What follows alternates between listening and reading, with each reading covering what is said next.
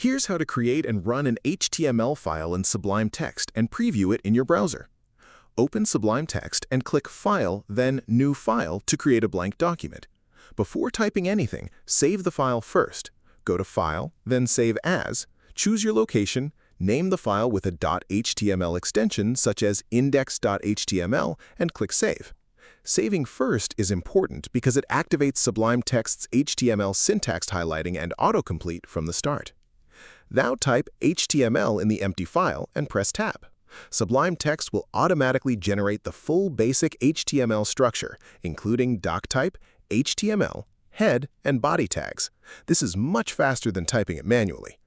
Add your content inside the body section, headings, paragraphs, or whatever your page needs. When done, go to File, then Save, or press Ctrl+S. To preview your page, right-click anywhere inside the file and select Open in Browser.